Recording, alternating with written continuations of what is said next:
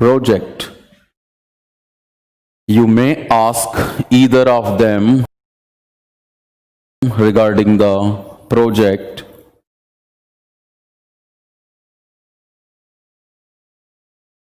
Either magazine is good enough for current affairs.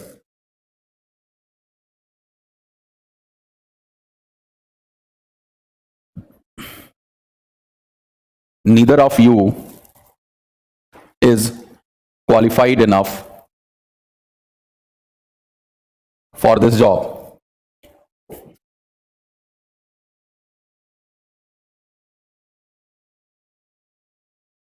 Neither bat is good enough to play shots on this pitch.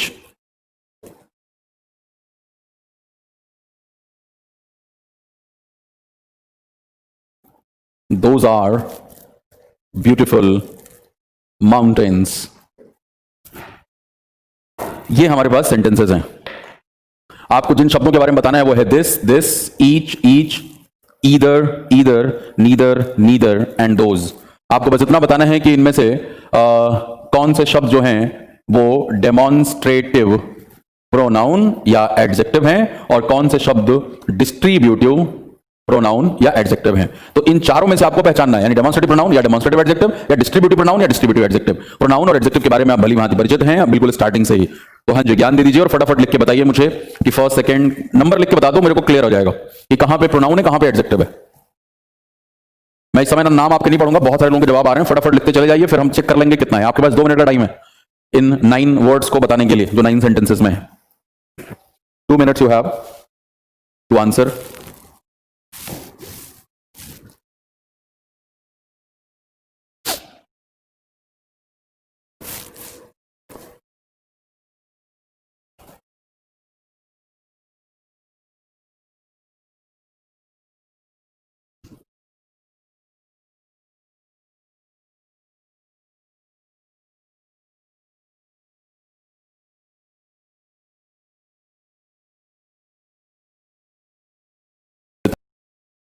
आपका समय होता है पूरा. साहिल, मिथली, सजय, पीयूष, आइए. I like this idea. Idea शब्द noun है. जो वर्ड नाउन के पहले आकर के उसकी तरफ इशारा करेगा वो होगा डेमोन्स्ट्रेटिव. डेम लिखूंगा तो ये डेमोन्स्ट्रेटिव है और एडीजे हो गया एडजेक्टिव. जबकि ये वाला जो दिस है ये आपका डीईएम एंड पीआरओएन, ये डेमोन्स्ट्रेटिव प्रोनाउन है. क्यों प्रोनाउन है भाई? क्योंकि इसके बाद आया हुआ है वर्ब. वर्ब किसके बाद आता है? तो सब्जेक्ट के बाद आता है. सब्जेक्ट बनता कौन है? नाउन या नाउन के बराबरी का कोई कौन होता है नाउन के बराबर? जो नाउन की जगह इस्तेमाल होता है वो प्रोनाउन. इसीलिए ये दिस क्या है? प्रोनाउन है. और यहां से फंडा क्या क्लियर हो गया कि दिस, दैट, दीज, दोज. ध्यान से सुनना, दिस, दैट, दीज, दोज. अगर इन 4 शब्दों के तुरंत बाद कोई नाउन आ जाए, अगर इन 4 शब्दों के तुरंत बाद कोई नाउन आ जाए तो ये डेमोन्स्ट्रेटिव एडजेक्टिव कहे जाएंगे, क्योंकि इनके तुरंत बाद नाउन आ रहा है, ये उनके पहले लग करके उन नाउन्स को क्वालिफाई कर रहे हैं, मॉडिफाई कर रहे हैं, उनकी तरफ इशारा करके. जैसे मैं कहूं कि that chair is of red colour, that chair is of red colour, तो यहां दैट क्या है? डेमोन्स्ट्रेटिव एडजेक्टिव हो गया. These cars are super cars, these cars बोला है मैंने, कार्स के पहले दीज आ गया, एडजेक्टिव हो गया. और दूसरी बात क्या कि दिस, दैट, दीज, दोज, इन शब्दों के तुरंत बाद जब वर्ब का इस्तेमाल होता है, this is, that was, these are, those were, तो कोई पहचानने में संकट नहीं होना चाहिए कि इनके तुरंत बाद वर्ब आया है, यानी ये सेंटेंस के सब्जेक्ट हैं. और सब्जेक्ट कौन बनेगा? एडजेक्टिव नहीं बनेगा, प्रोनाउन बनेगा. एडजेक्टिव सेंटेंस का सब्जेक्ट नहीं बनता, एडजेक्टिव को भी बनाना पड़ता है नाउन, और वो आप नाउन की क्लास में सीख चुके हैं. द रिच, द पुअर, याद होगा सेंटेंस लिखा था हमने कि the poor have been oppressed by the rich, और वहां पे क्या कॉन्सेप्ट सीखा था कि एडजेक्टिव से पहले जब द लगा दिया तो वो कॉमन नाउन बन गया. नाउन सेंटेंस का सब्जेक्ट बनेगा, एडजेक्टिव सेंटेंस के सब्जेक्ट नहीं बनते. तो ये क्लैरिटी. अगला है ईच ऑफ देम. हमारे में से एक सज्जन ने यहां पे कहा था, हाँ फिर दिख गया, अमित जी कह रहे हैं ईच ऑफ दे होगा. तो हो सकता है अमित वाली कंफ्यूजन और भी लोगों को हो. सेंटेंस बिल्कुल ही सही है, ईच ऑफ देम. देखो आप यहां पे क्या है? प्रेपोजिशन है. प्रेपोजिशन के बाद जो लिखोगे वो प्रेपोजिशन का क्या होगा? ऑब्जेक्ट होगा. और शुरुआत में ही पहली क्लास में प्रोनाउन के बताया कि जो भी ऑब्जेक्ट है, चाहे वो वर्ब का हो या प्रेपोजिशन का हो, वर्ब का हो या प्रेपोजिशन का हो, ऑब्जेक्ट हमेशा ऑब्जेक्टिव केस में लिखे जाते हैं. देम जो है ये ऑब्जेक्टिव ही केस है, दे सब्जेक्टिव है. तो ईच ऑफ दे बिल्कुल वाहियात है, ऐसा नहीं होता, ईच ऑफ देम होता है. और दूसरी बात क्या, जब ये ईच प्रोनाउन है कि एडजेक्टिव है, तो पहचान बहुत ही सिंपल सी है। यहां ये देम आपका क्या है, प्रोनाउन है, राइट। प्रोनाउन का ऑब्जेक्टिव केस है और ईच उसको डिस्ट्रीब्यूट कर रहा है, तो पहला वाला ईच क्या हो गया भाई, ये हो गया आपका डिस्ट्रीब्यूटिव प्रोनाउन। जबकि ईच चैप्टर के अंदर आप क्या देख रहे हो, चैप्टर शब्द नाउन है, जो वर्ड नाउन के जस्ट पहले आकर के उसे क्वालिफाई मॉडिफाई करता है, उसे क्या कहते हैं, एडजेक्टिव। तो ये वाला जो डिस्ट्रीब्यूटिव है, ये क्या हो गया, एडजेक्टिव हो गया। यहां से एक बड़ा प्यारा क्वेश्चन भी बनाया जाता है, जो आप नाउन में पढ़ चुके हैं। पेपर में कई बार क्या करेंगे, यहां पे वर लगा देंगे आपको कंफ्यूज करने के लिए, लेकिन आप तो समझदार हैं, आप पीछे से पढ़ के आ रहे हैं। ईच ऑफ हो, वन ऑफ हो, राइट, एनी ऑफ हो। अगर ये शब्द आए हुए हैं तो जाहिर तौर पे वर्ब सिंगुलर होगा और ऑफ के बाद आने वाला शब्द प्लूरल होगा, कि बहुतों में से ही एक हो सकता है, चाहे हम हर एक की बात करें, चाहे सिर्फ एक की बात करें। वन ऑफ देम या ईच ऑफ देम, ईच का मतलब हर एक और वन का मतलब एक, लेकिन हर एक हो चाहे एक हो तो बहुतों में से ही होगा। इसका मतलब आपके बाद आने वाला जो शब्द है वो क्या होना चाहिए, प्लूरल होना चाहिए। देम प्लूरल है, आप जानते हैं। हम यहां पे ईच ऑफ हिम नहीं लिख सकते, ईच ऑफ हर नहीं लिख सकते। क्यों नहीं लिख सकते, क्योंकि हिम और हर तो सिंगुलर होता है। क्या क्या लिखा जा सकता है यहां पे, ईच ऑफ अस लिखा जा सकता है, क्योंकि अस हम हो गए, प्लूरल हो गया। ईच ऑफ देम लिखा जा सकता है, उनमें से हर एक, हम में से हर एक। और ईच ऑफ यू भी लिखा जा सकता है, क्योंकि आप भली भांति परिचित हैं कि यू चाहे सब्जेक्टिव केस हो या ऑब्जेक्टिव केस हो, यू यू ही रहता है। और दूसरी बात क्या, तो भाई ऑब्जेक्टिव केस चाहिए हमें, यहां पे ईच ऑफ यू लिख सकते हैं। और दूसरी बात क्या, अगर मैं आपसे ये पूछूं कि ईच ऑफ यू अगर मैंने कहीं पे इस्तेमाल किया है, तो यहां पे मैं यू को सिंगुलर के तौर पे ले रहा हूं या प्लूरल के तौर पे ले रहा हूं, तो आपका जवाब होगा क्या, कि सर प्लूरल के तौर पे लिया जा रहा है, क्योंकि यू चाहे सिंगुलर हो या प्लूरल हो, यू का यू ही होता है। और तुम सब या आप सब में से हर एक की बात होगी, तो उस समय यू कैसा होगा, प्लूरल होगा। ठीक है, तो एनीवे, तो भाई बात ईच की हो रही थी, देम की नहीं हो रही थी। ईच सिंगुलर है, इसीलिए यहां पे वाज आया। तो इन सब चीजों के लिए भी अवगत रहना, यहां से पेपर में क्वेश्चन पूछ दिए जाते हैं। Each chapter of this book, ये क्या हो गया, डिस्ट्रीब्यूटिव एडजेक्टिव हो गया। You may ask either of them, बिल्कुल सेम फंडा जो कि ईच ऑफ देम के साथ था। यहां देम प्रोनाउन है और इधर उसको डिस्ट्रीब्यूट कर रहा है, तो ये क्या बन गया भाई, दिस इज डिस्ट्रीब्यूटिव प्रोनाउन। लेकिन एक बात जो है वो क्या आपको क्लियर भी है कि ईदर और नीदर का इस्तेमाल हम दो के लिए ही करते हैं, ईदर का पॉजिटिव सेंस में और नीदर का नेगेटिव सेंस में। तो सेंटेंस का है कह रहा है कि you may ask either of them regarding the project, यानी इस प्रोजेक्ट के लिए आप उनमें से किसी को भी, उन दोनों में से किसी को भी। अब देखो, दे का मतलब वे है, वह एक था, वे एक से ज्यादा हो गए। लेकिन जब हमने ईदर लगा दिया तो यह पता है कि इसमें एक से ज्यादा, ऐसा नहीं कि पांच की बात हो रही, बात दो ही की हो रही, तो ईदर लगा हुआ है। ईदर का काम और नीदर का काम दो में से बांटने के लिए होता है, राइट। तो यहां पे इस ईदर ऑफ देम में, इस देम में दो थे और उन दोनों को बांट दिया कि इन दोनों में से किसी को भी पूछ सकते हो इस प्रोजेक्ट के रिगार्डिंग। अब यहां पे भी देखो आप, either magazine is good enough for current affairs. अब मान लो किसी बच्चे के सामने दो मैगजीन रखी हुई है और उसके पास दो चॉइसेस हैं कि भाई इनमें से कौन सी मैगजीन सही रहेगी करंट अफेयर्स को रिवाइज करने के लिए, पढ़ने के लिए। तो क्या कहा गया कि ईदर मैगजीन इज गुड, दोनों में से कोई भी सब्सक्राइब कर लो, दोनों में से कोई भी मैगजीन सब्सक्राइब कर लो करंट अफेयर्स के लिए, बिल्कुल सही है। तो यहां पे अगेन सेम फंडा, मैगजीन शब्द नाउन है, जो नाउन के पहले आकर के उसे मॉडिफाई करेगा वो एडजेक्टिव हो जाएगा। ये वाला ईदर जो था ये प्रोनाउन था, राइट। अब बिल्कुल सेम फंडा यहां पे भी है, neither of you is qualified enough for this job. अब देखो ये यू सिंगुलर है या प्लूरल है,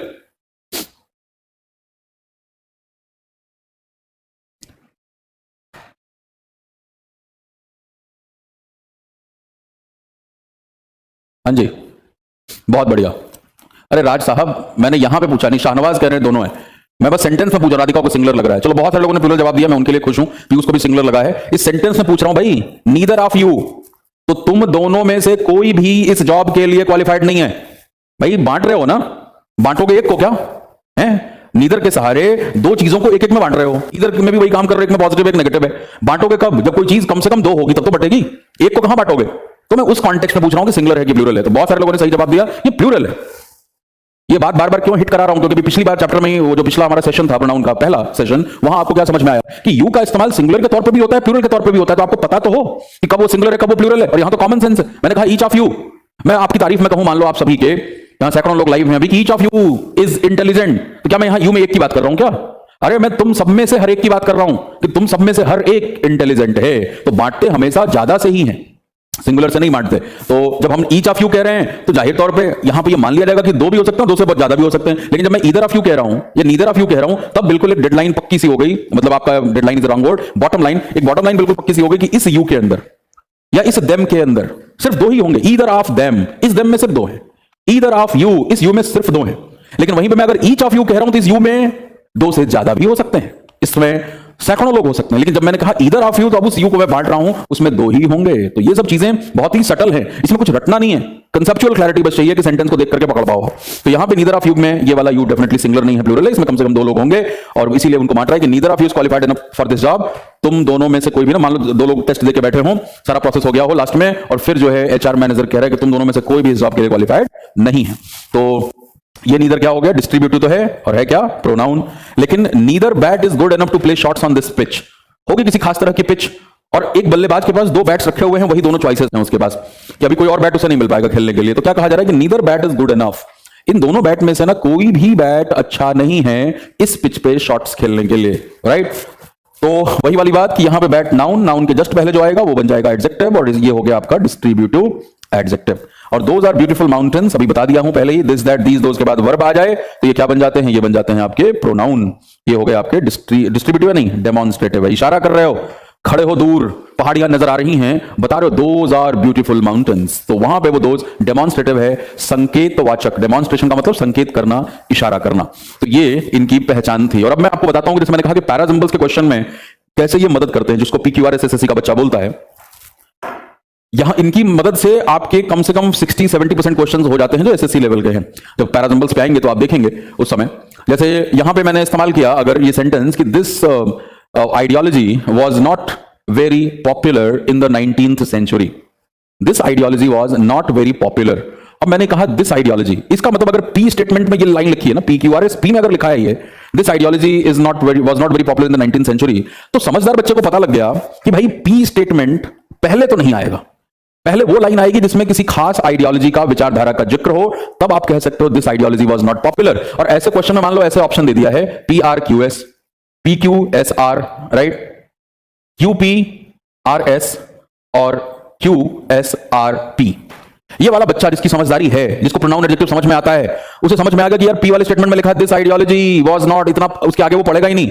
उसको पता है कि यानी वो लाइन जिसमें आइडियोलॉजी का जिक्र वो पहले आएगी, तभी तो उसकी तरफ इशारा करोगे भाई, तभी तो डेमोन्स्ट्रेट करोगे ये वाली आइडियोलॉजी बहुत पॉपुलर नहीं थी, कैपिटलिज्म वाज नॉट पॉपुलर या ये consumerism was not very popular. इन्हीं आइडियोलॉजी, तो पहले किसी आइडियोलॉजी का जिक्र होगा तब हम उसकी तरफ इशारा कर सकते हैं। यानी वो बच्चा फटाफट 4 में से 2 ऑप्शन को उड़ा देगा, कहेगा ये तो हो ही नहीं सकता जी। ये नहीं कि एक मासूम बच्चे की तरह चारों लाइनों को बिठा करके अपने अंतरात्मा की आवाज सुन रहा है कि नहीं नहीं देखता हूं मैं कहीं अभी सही हो जाए। वो बहुत तेज काम करेगा। अब उसको इतना पता है 2 सेकंड के अंदर कि इन्हीं दोनों में से कुछ हो सकता है, और उसके लिए 5 सेकंड उसे और लगेंगे। क्यों पड़ेगा, देखेगा क्यों के बाद P आना चाहिए या क्यों के बाद ऐसा आना चाहिए। बस पता लगा क्यों के बाद P नहीं आ सकता, सीधा 4th पे टिक मार के निकल लेगा 15 सेकंड के अंदर। उसको पढ़ने की जरूरत नहीं है, चारों सेंटेंस पढ़ने की जरूरत भी नहीं होती है। हद से हद 3 सेंटेंस पढ़ गए आप 6-6, 7-7 स्टेटमेंट के भी क्वेश्चन कर सकते हैं अगर आपको ऑप्शंस दिए गए हैं तो। बैंकिंग का पुराना पैटर्न होता है तो उसमें ऑप्शन नहीं आते थे, बैंकिंग में ऑप्शन आने लग गए हैं। वहां सीधे पूछते what is the 3rd statement, what is the 5th statement, तो वहां पे बच्चों को पहले ऑर्डर बढ़ाना पड़ता था। लेकिन ग्रामर आपको भरपूर मदद करेगी। पैरासिंबल्स में जो मैं पॉइंट्स लिखाता हूं उनमें से 5 पॉइंट तो सीधे सीधे ग्रामर से आते हैं, ठीक है। तो इस तरीके से आपको मदद करेगा, चाहे दिस आइडियोलॉजी हो या this was an archaic ideology. तो यहां पे दिस वाज लग गया तो भी ये इशारा ही तो कर रहा है, डेमोन्स्ट्रेटिव तो ही है, यहां पे प्रोनाउन बन गया क्योंकि दिस के बाद वाज आ गया, ठीक है ना। वहां दिस इज था या दिस आइडियोलॉजी था तो वहां पे वो एडजेक्टिव था। यानी चाहे एडजेक्टिव हो या प्रोनाउन हो, यानी मोटे तौर पर क्या बात समझ में आ गई कि वो सेंटेंस जिसमें दिस दैट दीज दोज या सच जैसे शब्दों का इस्तेमाल होता है वो इन जनरल किसी पैराग्राफ की ओपनिंग स्टेटमेंट नहीं होते। अब इसको ना एक मासूम बच्चा रटेगा बड़ी मेहनत से कि जिन सेंटेंसेस में दिस दैट दीज दोज सच आता है ना, वो ये नहीं सोचेगा कि क्यों नहीं ओपनिंग स्टेटमेंट हो सकता है, फिर वो रटने के बोझ में रहता है। अब उसको क्लियर है भाई ये डेमोन्स्ट्रेटिव है, इशारा करेंगे, जिसकी तरफ इशारा करोगे उसको पहले जिक्र करोगे तब इशारा कर सकते हो। हवा में इशारा करोगे, पढ़ने वाला पूछेगा कौन सी आइडियोलॉजी, भाई तुम कह रहे हो दिस आइडियोलॉजी, व्हिच आइडियोलॉजी, कहां है वो आइडियोलॉजी, वो छिपी होगी कहीं और। वो हो सकता है एस में उसका जिक्र हुआ हो सकता है आर में उसका जिक्र हुआ हो। तो एक बात तो बिल्कुल पक्की हो गई कि जो आर है वो पी से पहले आएगा। अब आर में मान लो आइडियोलॉजी का जिक्र हो गया, जैसे कोई भी कंज्यूमरिज्म जैसे मैंने बोला, और फिर हमने पी कहा, यानी ये समझ में आ गया कि आरपी मैंडेटरी पेयर है। अब ऐसा समझदार बच्चा क्या करेगा, वो इस पर टिक मार के फट से निकल लेगा। उसे पता है कि यार आरपी तो एक साथ सिर्फ 4थे ऑप्शन में आया है, बन गया काम, बना लिया मैंडेटरी पेयर उसने। लगा कितना उसको, ये तो दिस दैट देखा, फिर फटाफट देखा अच्छा इसकी तरफ इशारा, देखता हूं कहां है वो शब्द, मुश्किल से 10 सेकंड में उसको मैंडेटरी पेयर मिला। लकी था इस क्वेश्चन में आरपी कहीं साथ में आया ही नहीं था, आर में उस आइडियोलॉजी का जिक्र हो रहा है, पी का इस्तेमाल हम तभी कर सकते हैं, सीधा सिर्फ डी ऑप्शन में है, टिक मार के निकल लेगा वो, ठीक है। तो ये पहचान बहुत जरूरी है, कोई पूछे ना पूछे ये हमारे लिए जरूरी है। जिनको पता होता वही बच्चे स्कोर करते। 190 से ऊपर लाना आसान काम नहीं होता। और आपने खुद ही देखा है, चैनल पे हैं आप, टेलीग्राम चैनल पे हैं इंग्लिश 120, वहां पे इतने सारे रिजल्ट शेयर है, 190 से ऊपर वाले कितने बच्चों के रिजल्ट वहां पे शेयर है, आप देखिए। तो वो पॉसिबल है, लेकिन तब जबकि कंसेप्चुअल क्लैरिटी है। कुछ रटा हुआ है तो उसका तो कोई पॉइंट नहीं, फिर मेरे पास आने की कोई जरूरत नहीं है, वो तो मिल रहा है आपको मार्केट में, किताबों में भी रूल लिखे हुए हैं, पढ़ाई भी रूल जा रहे हैं। लेकिन इधर किसी चीज का कोई रटने का काम नहीं है, सब समझ में रहेगा, सब दिमाग में रहेगा। चलो एक और इंपॉर्टेंट बात आज आपकी क्लियर हुई, वो क्या, आज तक आपने समझा था कि ईदर और नीदर नॉर कंजंक्शन होते हैं, ईदर और नीदर नॉर कंजंक्शन होते हैं, बिल्कुल होते हैं साहब, कोई इनकार नहीं है। को रिलेटिव कंजंक्शन है, ये जोड़ीदार हैं आपस में, ईदर की जोड़ी आर के साथ बनती है, नीदर की जोड़ी नॉर के साथ बनती है। लेकिन बस ये ध्यान में रखना कि जब इनके जोड़ीदार साथ में होते हैं तभी ये कंजंक्शन होते हैं, क्या कहा? जब ईदर के साथ और का इस्तेमाल हुआ हो, नीदर के साथ नॉर का इस्तेमाल हुआ हो, तभी ये कंजंक्शन है। अगर ईदर और नीदर सेंटेंस में अकेले इस्तेमाल हुए हैं बिना अपने जोड़ीदारों के, तब ये या तो प्रोनाउन होंगे या एडजेक्टिव होंगे। तो आज ये एक फंडा और भी हमारा क्लियर हुआ। रट रट के बैठे थे कि ईदर नीदर कंजंक्शन होता है, भैया ईदर नीदर कंजंक्शन नहीं होता, either or neither nor conjunction होता है। यहां पे ईदर और नीदर अगर सेंटेंस में अकेले इस्तेमाल हो रहा है बिना जोड़ीदारों के, तो मोस्ट प्रॉब्ली वो क्या होगा, वो या तो आपके एडजेक्टिव होंगे या प्रोनाउन होंगे। कब एडजेक्टिव होंगे कब प्रोनाउन होंगे वो आपने देख लिया। आप लगा करके जब बांटोगे, either of us, either of them, either of you, यही तो तीन हो सकता है ना। Either of the two students या तो हो जाएगा, either of these two sisters हो जाएगा, ये हो सकता है। तब वहां स्पेसिफिक टू सिस्टर्स, अगर उन्होंने नाउन इस्तेमाल किया तब तो वो ये इस्तेमाल करेंगे, two sisters, two brothers, two जो भी है। और अगर प्रोनाउन है तो सिर्फ तीन पॉसिबिलिटी है, क्या क्या? Either of you, either of them, either of अस। क्योंकि यही देम, अस और यू, यही प्लूरल हो सकते हैं। ईदर ऑफ हिम थोड़ी कोई करेगा, हिम तो एक ही है। ईदर ऑफ हर नहीं हो सकता, ईदर ऑफ इट नहीं हो सकता। तो बिल्कुल फिल्टर्ड है, बिल्कुल साफ साफ मामला है। तो जब भी आप लगा करके एक प्रोनाउन हो और उस प्रोनाउन को ये बांट रहा हो, तो इसे क्या कहोगे? डिस्ट्रीब्यूटिव प्रोनाउन कहोगे आप। और जब इनके तुरंत बाद नाउन है, नाउन तो बिल्कुल ही क्लियर है यार, either bat, either magazine, right, neither book, each student, every seat, तो ये सब क्या है? ये सब आपके एडजेक्टिव है। तो ये हमारा डिस्कशन था। आपको इस डिस्कशन का इंपॉर्टेंस भी समझा दिया कि पेपर में बाकी जो अलग अलग तरह के क्वेश्चन टाइप्स आपको मिलेंगे कॉम्प्रिहेंशन के सेक्शन में, वहां पे भी ग्रामर के कितने ज्ञान का प्रयोग होता है। क्योंकि भाई भाषा का इस्तेमाल बिना व्याकरण के कैसे होगा? शब्द और व्याकरण दोनों की समझ, तभी जाकर के कॉम्प्रिहेंशन की समझ हमारी बेहतर होती है। अब इनमें से आपको कहीं पे कोई कंफ्यूजन है तो मुझे बता दीजिए।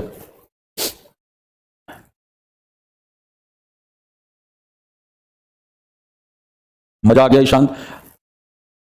हाँ, ईच और एवरी का डिफरेंस मिथिलेश पूछ रहे हैं, बिल्कुल बताऊंगा। एन ऑफ क्या है, रामचंद्र पूछ रहे हैं। बाकी सबको क्लियर है? चलो बढ़िया। सोम को 4 और 6 में प्रॉब्लम है, शिवम को 3 सेंटेंस बता दो। ईच ऑफ अस हो सकता है पीयूष? बिल्कुल हो सकता है भाई, हम में से हर एक, जैसे कहा जाए each of us is responsible, हम में से हर एक जिम्मेदार है। अदिति, हर ड्रेस में तो एडजेक्टिव सब्जेक्ट बन गया है। अदिति समझदार हो आप, हर सब्जेक्ट है क्या वहां पे? नहीं, हर ड्रेस सब्जेक्ट है। और ड्रेस क्या है? नाउन। हर क्या है? एडजेक्टिव। एडजेक्टिव प्लस नाउन मिलकर क्या बनता है? Noun phrase. तो नाउन फ्रेज सब्जेक्ट है, ये मत कहो कि एडजेक्टिव सब्जेक्ट है। एडजेक्टिव सब्जेक्ट का मतलब सिर्फ हर होता, तब हर इज, तो हर इज लिख सकते हो क्या? नहीं लिख सकते। हर ड्रेस लिख रहे हो तो ये एडजेक्टिव प्लस नाउन, ये नाउन फ्रेज बन गया। ये हम बहुत पहले से पढ़ रहे हैं। शिवम सर आप जैसे समझाते हैं परफेक्ट माइंड में सेट हो जाता है। चलो बहुत अच्छी बात है। आइए, अंजलि को भी सब समझ आ रहा है? हाँ, कुछ सेंटेंसेस में कुछ लोगों को दिक्कत थी। अब मुझे इतने से नहीं ध्यान में रहा कि कौन सा सेंटेंस में पूछा था उन्होंने। अच्छा, एनफ एक याद आ गया मेरे को। एनफ क्या है? देखो, ये एनफ बड़ा इंटरेस्टिंग वर्ड है और इससे पेपर में क्वेश्चंस भी खूब पूछे जाते हैं। ये हम डिस्कस करते हैं एडजेक्टिव और एडवर्ब के चैप्टर में, राइट। हाँ, अंकित आपका भी कमेंट देख लिया। आरव, एनफ क्या है? देखिए आरव, ये गुड है भाई, मैगजीन इज गुड। मैं कहूं Aarav is good, Aarav is good. Good क्या है? आरव की तारीफ है। आरव क्या है? नाउन है, नाम है। उसकी तारीफ में जो शब्द आएगा वो क्या है? एडजेक्टिव। और ये एनफ जो शब्द है, ये इस एडजेक्टिव की भी तारीफ कर रहा है, इसकी विशेषता बता रहा है, इसकी डिग्री बढ़ा करके। मैं कहूं Aarav is good enough to handle this situation. Aarav is good enough to handle this situation, यानी आरव उतना अच्छा है कि इस सिचुएशन को हैंडल कर सकता है। यानी आरव के अच्छाई की डिग्री बता रहा हूं मैं, उतना काबिल है कि इस सिचुएशन को हैंडल कर लेगा। तो ये एनफ क्या हो गया भाई? ये तुम्हारा हो गया एडवर्ब ऑफ डिग्री। इसे क्या कहेंगे? Adverb of degree. तो एनफ का इस्तेमाल जब भी एडवर्ब के तौर पे होता है तो ये उस शब्द के बाद में आता है जिसको क्वालिफाई करता है। फिर से बोल रहा हूं, जब भी एनफ, क्योंकि एनफ एडजेक्टिव और एडवर्ब दोनों है। क्या कहा मैंने? एनफ एडजेक्टिव और एडवर्ब दोनों है। जैसे अब मैं अगर यहां पे लिखता हूं you have enough intelligence, you have enough intelligence. अब इंटेलिजेंस शब्द क्या है? नाउन है। अभी नाउन पढ़ के आ रहे हो, एब्स्ट्रैक्ट नाउन है ये। जो शब्द नाउन के पहले आकर के उसे क्वालिफाई करे उसे क्या कहते हैं? एडजेक्टिव। और क्योंकि ये एब्स्ट्रैक्ट नाउन है, आप गिनती दे नहीं सकते, तो इसे हम कहेंगे एडजेक्टिव ऑफ क्वांटिटी। लेकिन इसी से मैं चेंज कर दूं कि भाई you are intelligent enough, you are intelligent enough. अब इंटेलिजेंट शब्द आपको पता है, ये विशेषण हो गया, आपकी तारीफ, यू आर इंटेलिजेंट। तो ये हो गया आपका क्या? एडजेक्टिव। और जो एडजेक्टिव को क्वालिफाई करता है उसे क्या कहते हैं? एडवर्ब कहते हैं। एडवर्ब बिल्कुल पहली क्लास, शुरुआती क्लास में ये सब बातें हो चुकी है ना। एडवर्ब का काम क्या था? नाउन प्रोनाउन को छोड़कर सबको मॉडिफाई करना। तो भैया ये एनफ यहां पे एडजेक्टिव को क्वालिफाई कर रहा है, तो हम इसे क्या कहेंगे? Adverb of degree. यानी वो इतना समझदार है कि he is intelligent enough to solve this question. यहां पे एनफ एडवर्ब हो गया। And he has enough intelligence, उसके पास उतनी समझदारी है। वहां पे समझदार, यहां समझदारी का भाव तो नाउन के लिए पहले आ गया। यानी अब आपको फंडा क्लियर है कि एनफ का इस्तेमाल जब एडजेक्टिव के तौर पे होता है तो ये उस शब्द के पहले आता है जिसको क्वालिफाई करता है, और एनफ का इस्तेमाल जब एडवर्ब के तौर पे होता है तो ये उस शब्द के बाद में आता है जिसको क्वालिफाई करता है, राइट। तो ये क्लैरिटी आपको होनी चाहिए। बात क्लियर हो गई? आतिश पूछ रहे हैं ईच ऑफ आवर हो सकता है क्या? भाई मेरे कहां से कहां की अंग्रेजी लेके आ रहे हो? इतनी क्लैरिटी के बाद ऐसे घटनाएं कैसे करती है? दुर्घटनाएं, घटना भी नहीं है भैया। ईच ऑफ आवर कैसे हो सकता है? आवर क्या है? पजेसिव एडजेक्टिव है ना, हवा में रहेगा। हमारा, अरे हमारा क्या, ईच ऑफ अस, हम में से हर एक, ऑब्जेक्टिव केस लगेगा, क्यों नहीं समझ रहे हो ये? ऑफ क्या है भाई? प्रेपोजिशन है, प्रेपोजिशन के बाद जो आएगा वो प्रेपोजिशन का ऑब्जेक्ट कहा जाएगा, और प्रेपोजिशन के बाद ही आएगा नाउन या प्रोनाउन, क्योंकि प्रेपोजिशन की परिभाषा में यही है। क्योंकि प्रेपोजिशन वो शब्द होते हैं जो नाउन और प्रोनाउन के पहले लगते हैं, और पहले लग करके उसी सेंटेंस में इस्तेमाल हुए दूसरे नाउन प्रोनाउन से संबंध बताते हैं, संबंध बोधक अव्यय कहा जाता है उनको। तो भाई प्रेपोजिशन प्री, पहले पोजीशन होते हैं, इसलिए उनका नाम प्रेपोजिशन है। यानी जो प्रोनाउन लिखोगे उनके बाद ही आएगा, और जो बाद में आता है उसी को ऑब्जेक्ट कहते हैं, और जो ऑब्जेक्ट है वो ऑब्जेक्टिव केस में। ऐसी गड़बड़ आगे से नहीं होनी चाहिए इतना बोलने के बाद। तो चलिए, बाकी सब क्लियर हो गया आपको। इधर नाउन से पहले हुआ है तो एडजेक्टिव है, यहां वर्ब लगा है तो ये प्रोनाउन है। ईच ऑफ देम, यहां पे ये देम प्रोनाउन है, उसको डिस्ट्रीब्यूट कर रहा है तो डिस्ट्रीब्यूटिव प्रोनाउन, यहां चैप्टर नाउन है। और ईच सिंगुलर है तो यहां चैप्टर्स नहीं लिख सकते, कुछ लोगों को यहां पे चैप्टर्स लिखा था वो गलत है। You may ask either of them, यहां देम प्रोनाउन है और इस देम के अंदर दो ही लोग होंगे, तुम दोनों में से कोई भी। ईदर ऑफ देम, नॉट तुम दोनों, उन दोनों, तुम दोनों के लिए तो यू आ जाएगा, उन दोनों प्लूरल, उन दोनों में से किसी को भी पूछ सकते हो। ईदर मैगजीन, मैगजीन नाउन, पहले आ गया adjective. Neither of, you of लग गया है और ये प्रोनाउन है तो ये डिस्ट्रीब्यूटिव प्रोनाउन, और नीदर के तुरंत बाद बैट लग गया तो ये क्या हो गया? एडजेक्टिव। और दोज के बाद आर आया हुआ है तो ये क्या है? ये है आपका प्रोनाउन। तो इस चर्चा से एक तो क्लैरिटी आई, प्लस मैं बार बार कहता हूं कि इन कॉम्पिटिटिव एग्जाम में 3 चरण है। सबसे पहले बेसिक्स क्लियर करना, दूसरा उनका एप्लीकेशन समझना, समझा दिया कि देखो पैराजम्बल्स में, पैराग्राफ बेस्ड क्वेश्चंस में कितनी मदद मिलती है, एप्लीकेशन है। और फिर क्या कहा, तीसरा पड़ाव क्या है? Application of the fundamentals in a pressurised situation. कैसे मैं 5 सेकंड में एक पैराजम्बल का क्वेश्चन उड़ा दूंगा, जहां पे पी में भी खूब अंग्रेजी लिखी है, क्यू में भी, आर में भी, एस में भी, लेकिन अब वो लड़का एक्सपर्ट हो गया है। जिस क्वेश्चन में पहले वो 2 मिनट लगाता था फिर भी गलत कर देता था, अब क्योंकि बेसिक्स क्लियर है, उनका एप्लीकेशन भी पता है कि कैसे क्वेश्चन में इस ज्ञान को अप्लाई करना है, अब वो 10 सेकंड में करके नंबर ले जाता है। जब ऐसे पढ़ोगे तो किसी भी बैकग्राउंड से आप आते हो, हिंदी मीडियम, इंग्लिश मीडियम, नहीं पढ़ा, अंग्रेजी पढ़ा है, कोई फर्क नहीं पड़ता, सब एक लेवल पे धीरे धीरे आ जाते हैं। चलिए अब हम बढ़ते हैं आगे अगले टाइप्स की तरफ। 5 टाइप हो चुके हैं।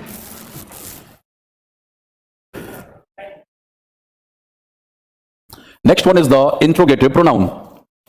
इंट्रोगेटिव प्रोनाउन एंड अगला है आपके पास रिलेटिव प्रोनाउन। अब यहां पे भी थोड़ा सा पंगा है। पंगा क्या है? इंट्रोगेटिव प्रोनाउन है तो आपको पता है कि भाई WH फैमिली वर्ड्स होंगे, और WH फैमिली वर्ड्स का मतलब क्या कि जो सवाल पूछने वाले शब्द हैं, पता है हमें, हमने बचपन से इन सब चीजों को रटा हुआ है भाई, हु है, हुम है, व्हाट है, व्हेन है। और रिलेटिव प्रोनाउन की बात करें अगर हम, तो यहां पे भी WH फैमिली वर्ड्स आते हैं। WH फैमिली वर्ड्स जो हैं सवाल पूछने वाले, और उसके अलावा एक और शब्द आ जाता है, वो है दैट। ठीक है, तो अब सवाल ये है कि कब ये WH फैमिली का वर्ड इंट्रोगेटिव प्रोनाउन होगा, कब ये रिलेटिव प्रोनाउन होगा, और क्या सवाल पूछने वाले शब्द हमेशा ही प्रोनाउन होते हैं क्या? पता नहीं। आइए ये कचरा भी आज साफ करते हैं, क्योंकि WH फैमिली वर्ड्स हमें बहुत परेशान करते हैं। कहां हु लगेगा, कहां हुम लगेगा, कहां हुज लगेगा, कब व्हाट एडजेक्टिव है, कब प्रोनाउन है, ये सब पंगे दूर करेंगे। आइए सेंटेंसेस यहां पे भी लिखते हैं। ये तो हमारे प्रोनाउन के टाइप्स का नंबर था, 6वां और 7वां। आओ मैं अब इनके लिए सेंटेंसेस देता हूं। सबसे पहला सेंटेंस पहचानने के लिए, when did you arrive there?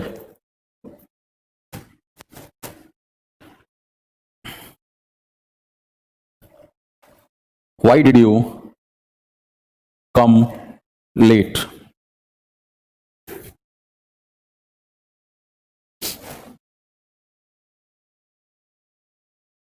Who is the president of BJP?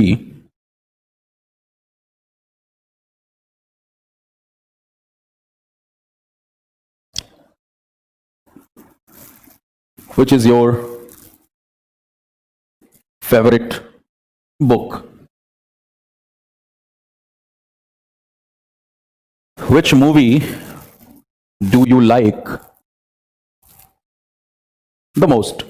Which movie do you like the most?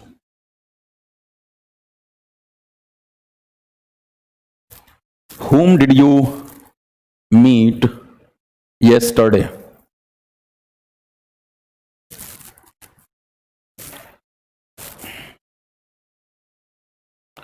Who has secured the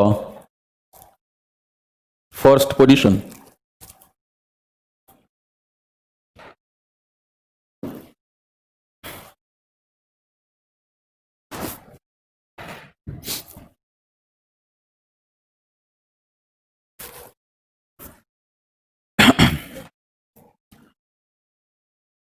What is your name?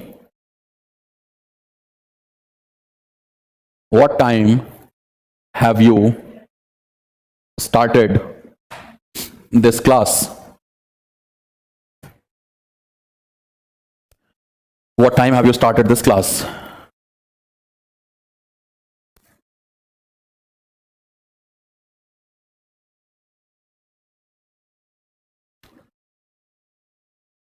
Ritesh is the student who has secured the first position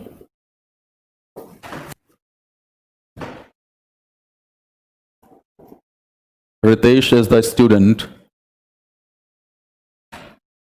whom I met yesterday.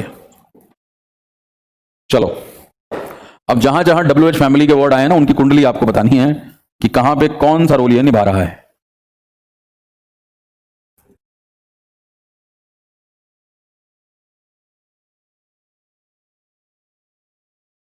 Ishant ने interrogative और relative pronoun लिखा है. Okay जी, देखो relative pronoun तो पहचानना किसी को भी दिक्कत नहीं है, मुझे इतना पता है. आप सबको पता है कि 10th और 11th में सेंटेंस में जो ये हु और हुम है, ये रिलेटिव प्रोनाउन है, आरपी है. रिलेटिव प्रोनाउन है क्यों? क्योंकि ये सेंटेंस के बीच में आकर के दो पार्ट के बीच में रिलेशनशिप एस्टैब्लिश कर रहे हैं. करिश्मा ने भी यही लिखा है कि सार all interrogative pronoun except 11 and 10. Maximum लोग यही जवाब दे रहे हैं, रुद्र, राधिका, निर्भय, अतुल. और इसीलिए मैंने ये सेंटेंसेस लिखे कि आज ये कचरा हमारा साफ होगा. देखो इस बात को ध्यान में आपने रखना है कि जब भी WH फैमिली का शब्द सवाल पूछता है तो वो किन किन रोल्स में आता है. जब भी WH फैमिली का वर्ड सवाल पूछता है तो वो 3 तरह के रोल्स में आता है. कौन कौन से? इंट्रोगेटिव प्रोनाउन भी होता है, इंट्रोगेटिव एडजेक्टिव भी होता है और इंट्रोगेटिव एडवर्ब भी होता है. इसीलिए मैंने कहा रटंती विद्या घटंती बुद्धि. रटी हुई हमारी जो विद्या है ना, उससे बुद्धि हमारी घट जाती है. तो रटने में इंसान के दिमाग का विकास होता नहीं. हमने ये रट लिया बड़ी गहराई से कि भाई जब ये सवाल पूछेगा तो इंट्रोगेटिव प्रोनाउन है, जब भी सबको बोलते हैं इंट्रोगेटिव प्रोनाउन. ऐसा नहीं है. काम समझो, प्रोनाउन का काम क्या है, एडजेक्टिव का काम क्या है, एडवर्ब का काम क्या है. तो ऐसी बेवकूफी फिर हम दोबारा नहीं करेंगे. आज के बाद आप बिल्कुल नहीं करने वाले. तो अब मैं आपको एक यहां पे टास्क फिर देता हूं. टास्क ये कि आपने 10th और 11th को तो बता दिया जी रिलेटिव प्रोनाउन है और बिल्कुल ये आसानी से समझ में आ रहा है हमारे पास. लेकिन ये जो 9 सेंटेंसेस हैं, इन 9 सेंटेंसेस में बचे हुए कोई ना कोई WH फैमिली का वर्ड ही सेंटेंस की शुरुआत कर रहा है. और इन WH फैमिली के वर्ड्स में से कुछ शब्द आपके इंट्रोगेटिव प्रोनाउन है, कुछ इंट्रोगेटिव एडजेक्टिव हैं और कुछ इंट्रोगेटिव एडवर्ब है. तो चलो अब ये दूसरा काम है. अब मुझे ये बताओ कि बाकी बचे हुए 9 सेंटेंसेज में से पहले नंबर लिख देना यहां पे. 1 क्या लग रहा है? वो इंट्रोगेटिव प्रोनाउन लग रहा है कि एडजेक्टिव लग रहा है कि एडवर्ब लग रहा है? और नाउन क्या होता है, सॉरी प्रोनाउन क्या होता है, एडजेक्टिव क्या होता है, एडवर्ब क्या होता है, इसकी समझ है आपको? पहली क्लास में ही है, सतही तौर पे डेफिनेशन के तौर पे सब क्लियर कर रखा है. हाँ जी, 2 मिनट का समय देता हूं, फिर मैं बताऊंगा. बताइए अब आप कहां कहां पे ये प्रोनाउन है, कहां एडजेक्टिव है और कहां एडवर्ब है. और अब देखूंगा कितने लोगों ने पकड़ ली मेरी बात को बिना बताए.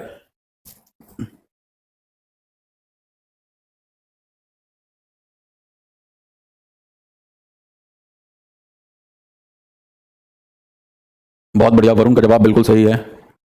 जितना लिखा है उन्होंने.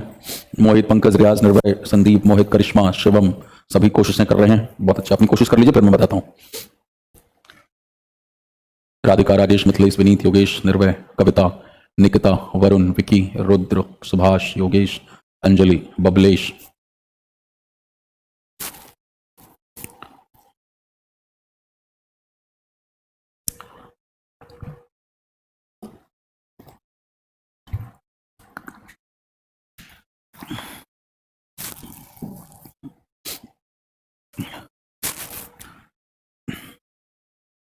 विकी सब में सेम लग रहा है. चलो अभी वो सारी दिक्कत दूर होगी.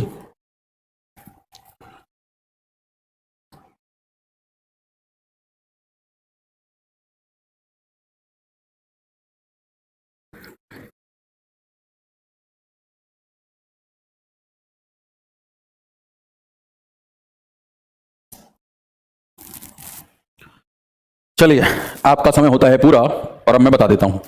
बहुत अच्छे, सभी ने कोशिशें की. मोहित आपने सारे आंसर दे दिए, तो बहुत अच्छी बात. अपना चेक करते चलना कितने लोगों के आंसर सारे सही थे. देखो लिखा है यहां पे when did you arrive there. Hindi अर्थ निकालो, अपने आप पता लग जाएगा कि क्या है. क्या हिंदी अर्थ हुआ कि तुम वहां कब पहुंचे. भाई व्हेन का मतलब कब होता है तो बचपन से जानते हैं ना. कब कोई प्रोनाउन थोड़ी होगा. ये तो वर्ब के, ये वर्ब है ना अराइव, ये वर्ब के होने का समय पूछ रहा है. तो जो भी शब्द वर्ब को क्वालिफाई करते हैं उन्हें हम प्रोनाउन नहीं कहते. ये वर्ब के होने का समय पूछकर उसे मॉडिफाई कर रहा है. मतलब समय पूछ रहा है, नॉट मॉडिफाई कर रहा है, समय पूछ रहा है. तो इसे क्या कहोगे? इसे इंट्रोगेटिव एडवर्ब कहोगे. ठीक है ना. अब आप इस सवाल का जवाब दो. आई रीच्ड या I arrived there yesterday. Yesterday. अब यस्टरडे क्या है? ये एडवर्ब ऑफ टाइम है। तो जब भी आप व्हेन के सहारे कोई सवाल पूछते हो तो ये जाहिर तौर पे किसी एक्शन के होने का समय पूछ रहा होता है। एक्शन वर्ब है, वर्ब के लिए इंट्रोगेटिव एडवर्ब हो जाएगा, और इस इंट्रोगेटिव एडवर्ब का जो जवाब होता है वही एडवर्ब ऑफ टाइम हो जाएगा। अब मैंने कहा कि when did you attend this class last time? तुमने इस क्लास को लास्ट टाइम कब अटेंड किया था लाइव? सपोज आप कहो I attended this class yesterday, तो यहां पे क्या आ गया? यस्टरडे काम के होने का समय है। तो yesterday, day ago, week ago, last night, last month, few years back, ये सब क्या है? ये सब एडवर्बियल टाइम फ्रेज हैं जो कि व्हेन का जवाब देते हैं। तो व्हेन हो गया आपका INTADV है ये, और किसका? टाइम का। वैसे मैंने पूछा why did you come late? तुम लेट क्यों आए?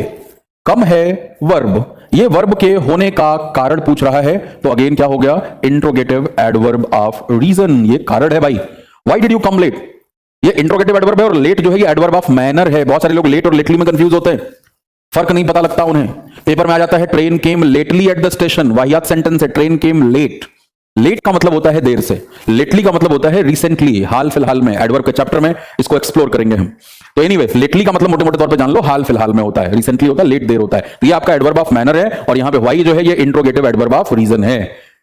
तो ये दोनों के दोनों हमारे इंट्रोगेटिव एडवर्ब थे। अब आइए यहां है who is the president of BJP, यहां आपका अरमान बिल्कुल पूरा होगा। दिस इज व्हाट, ये आपका INT इंट्रोगेटिव प्रोनाउन है, ये इंट्रोगेटिव प्रोनाउन है। इसका जवाब भाई mister Nadda, JP Nadda is the executive president, या प्रेसिडेंट आपके अमित शाह भाई साहब, तो right, that is mister Amit Shah is the president of BJP. ये अब देखो यहां पे क्या नजर आ रहा है? यहां पे वर्ब आया हुआ है, वर्ब से पहले सब्जेक्ट कौन है? तो नाम आ गया एक इंसान का। और यहां पे कंफ्यूजन होती है, अभी कंफ्यूजन तक पहुंचने से पहले थोड़ा हम बाकी भी एक्सप्लोर कर लेते हैं। Which is your favourite book, यहां पे भी विच के बाद वर्ब आया हुआ है, वर्ब के पहले क्या आएगा? सब्जेक्ट आएगा, किताब का नाम बताओगे, ये क्या हो जाएगा? ये भी आपका INT इंट्रोगेटिव प्रोनाउन है। लेकिन उसी के नीचे मैंने विच और दे दिया कि बैक टू बैक होगा तो आपको बिल्कुल क्लियर हो जाएगा। मूवी शब्द नाउन है, जो वर्ड नाउन के पहले आकर के उसे क्वालिफाई करता है उसे क्या कहते हैं? एडजेक्टिव कहते हैं। तो ये पांचवें सेंटेंस में जो विच है ये क्या हो गया? एडजेक्टिव हो गया। क्या ये सेंटेंस हमने बचपन से इस्तेमाल नहीं किया? अरे बिल्कुल किया। स्कूल में पूछ रहा था which colour is your favourite, which book is your favourite, right? ये सवाल जवाब होता था। Which book, which movie, which colour, which dish do you like the most, तुम्हें क्या सबसे ज्यादा पसंद है खाने में, राइट? तो ये सब के सब विच क्या है? एडजेक्टिव है। नाउन से पहले आएंगे, बिल्कुल पहचान पक्की है, एडजेक्टिव। अगला है whom did you meet yesterday, मैं उसको मिला था, उनको मिला था, कुछ भी जवाब दोगे, राइट? तो ये whom क्या है? ये आपका इंट्रोगेटिव प्रोनाउन है, छठा भी इंट्रोगेटिव प्रोनाउन है। और who has secured the first position, किसने पहला स्थान पाया? इसमें भी कोई नाम बता रहे होगे आप, नाम है, नाउन, नाउन की जगह जो है pronoun, interrogative pronoun, who has secured. अब बारी आती है ऊपर की, व्हाट इज योर नेम, बचपन से पूछा गया आपका, व्हाट के बाद वर्ब आया हुआ है, तो ये क्या है? ये भी इंट्रोगेटिव प्रोनाउन हो गया, नाम बताओगे। बट जब दूसरा सेंटेंस उसके नीचे लिखा हुआ है what time have you started this class, तो यहां टाइम अगेन देखो नाउन है, यानी वर्ब अब व्हाट के तुरंत बाद नहीं आया जैसे यहां पे आया था। यहां वर्ब से पहले टाइम नाउन आ गया, और नाउन के पहले व्हाट लगा है, जो नाउन के पहले आकर के सवाल पूछेगा तो उसे क्या कह लोगे? इंट्रोगेटिव तो है, सवाल पूछ रहा है, लेकिन अब हम इसे कहेंगे एडजेक्टिव। तो अब मोटे मोटे तौर पे बात क्या समझ में आया? बोलना मतलब ध्यान से सुनना, मैं आपको भी समझाता हूं आपको और कहां कंफ्यूज होना चाहिए।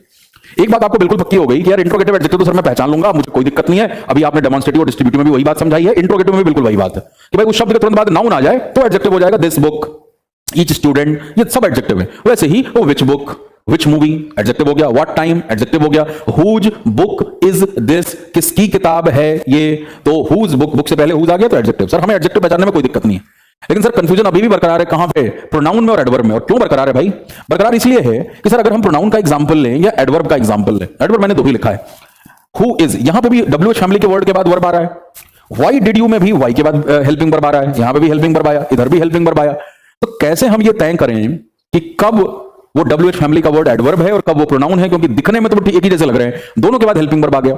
एडजेक्टिव तो पहचान में आ जाएगा क्योंकि यहां पे WH के तुरंत बाद कोई ना कोई नाउन है, लेकिन प्रोनाउन और एडवर्ब में पहचानने में दिक्कत होती है। तो ये कंफ्यूजिंग एरिया हो सकता है, आइए उसका भी समाधान कर देता हूं। आपके सारे दर्द का पता मुझे पहले से होता है, इसीलिए मैं इसलिए कहा कि अभी कमेंट मत करना, ध्यान से सुनना और आज इस चीज को क्लियर कर लेना। देखो 5 कैटेगरी के शब्द हैं जिनको हम एडवर्ब में डालेंगे अगर वो सवाल पूछ रहे हैं। कौन कौन से? जो यहां पे लिखा है पहले तो वही लिख लो। व्हेन हो गया, व्हाई हो गया, हाउ हो गया, हाउ ऑफन हो गया, एंड वेयर हो गया। ये जो हमारे शब्द हैं ये क्या हैं? व्हेन जो है ये INT ADV interrogative adverb of क्या है भाई? टाइम है। व्हाई क्या है? इंट्रोगेटिव एडवर्ब ऑफ रीजन है। हाउ क्या है? इंट्रोगेटिव एडवर्ब ऑफ मैनर है। हाउ ऑफन क्या है? इंट्रोगेटिव एडवर्ब ऑफ फ्रीक्वेंसी है कि कोई काम कितनी बार किया जा रहा है। और वेयर क्या है? काम के होने की जगह, जैसे हमने बात की थी गो देयर, यहां पे गो वर्ब है, देयर क्या है? वहां जाओ, तो वर्ब के होने की जगह, देयर क्या हो गया? एडवर्ब ऑफ प्लेस हो गया। तो एडवर्ब ऑफ प्लेस जवाब है और उसका सवाल कौन पूछेगा? वेयर। तो वेयर क्या हो गया भाई? That is interrogative adverb of place. बस यही ध्यान में आपको रखने हैं।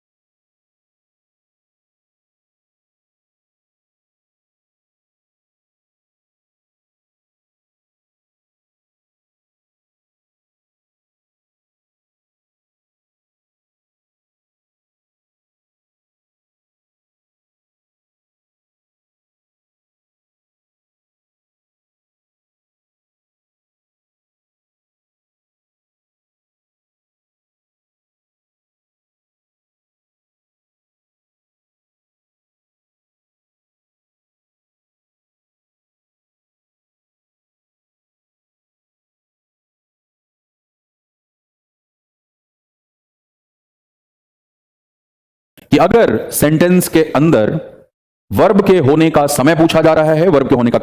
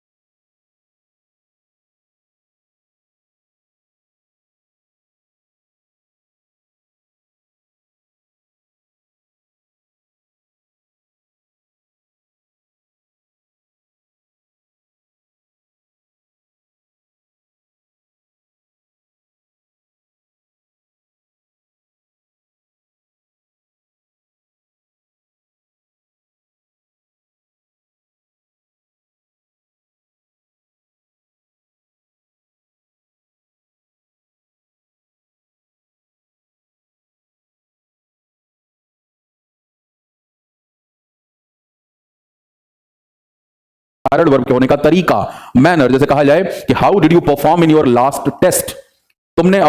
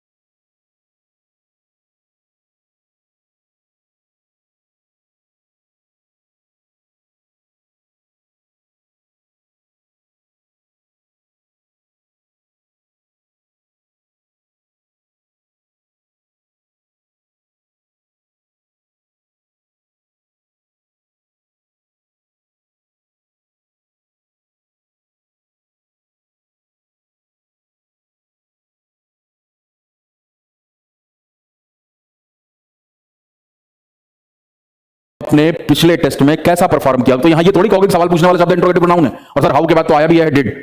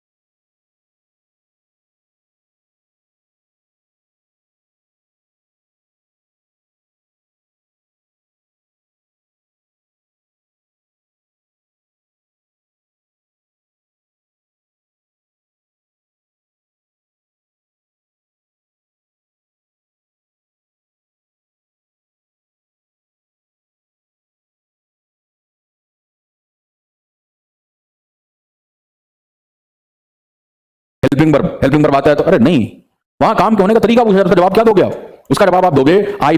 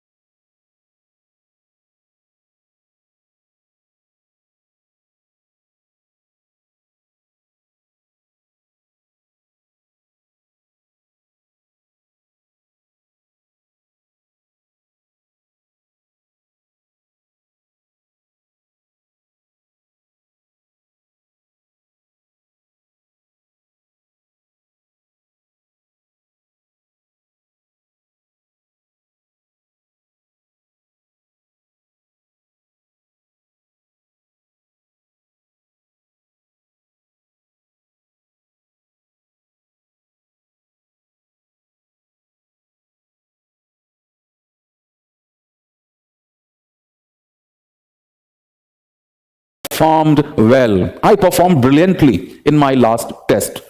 अच्छा परफॉर्म किया।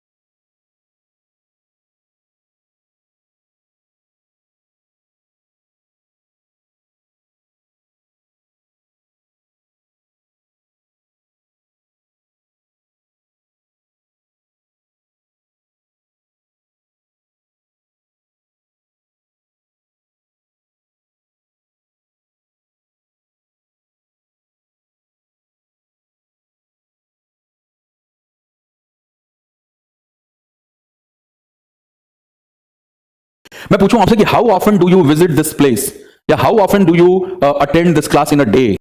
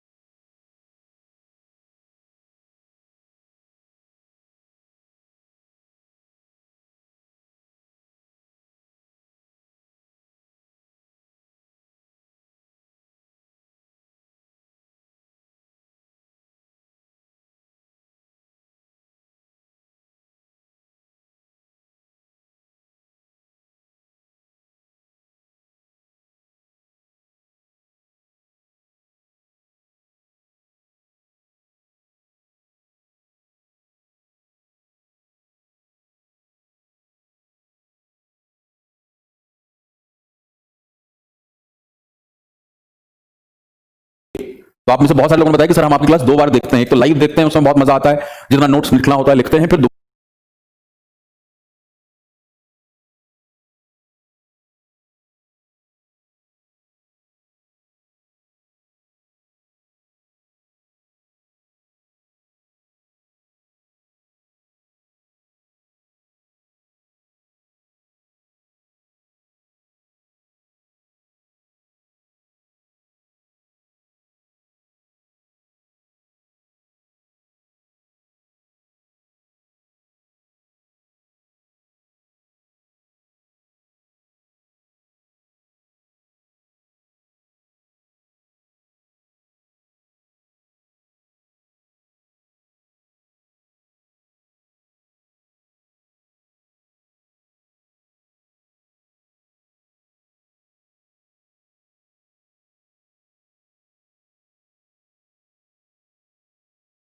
दोबारा भी देखते हैं कि अपने नोट्स को और फेयर कर सकें। तो आप जवाब क्या दोगे? मैंने पूछा क्या, how often do you attend this class in a day?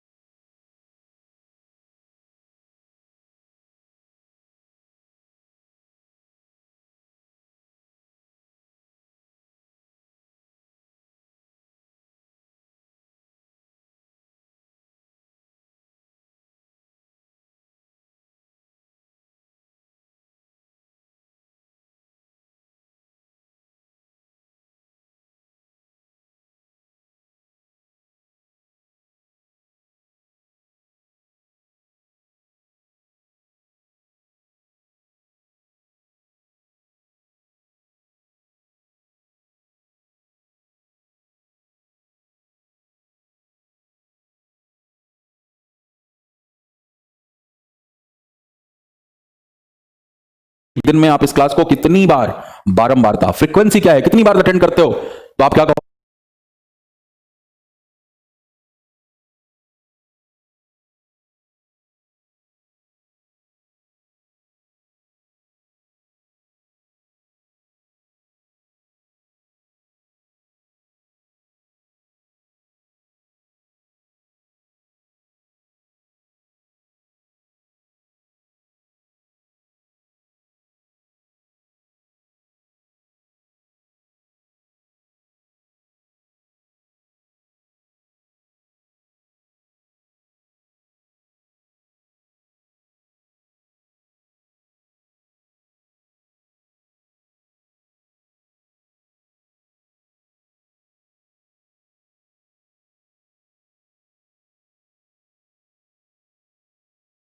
Okay sir, I attend this class twice a day, यानी एक दिन में 2 बार अटेंड करता हूं, एक बार लाइव।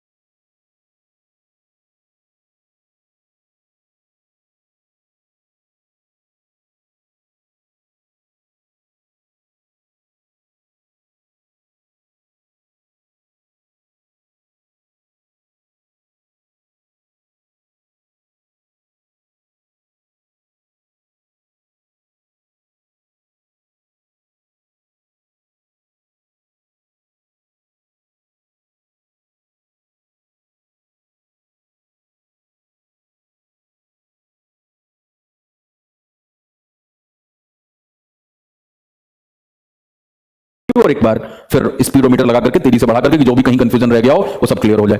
तो ये क्या है?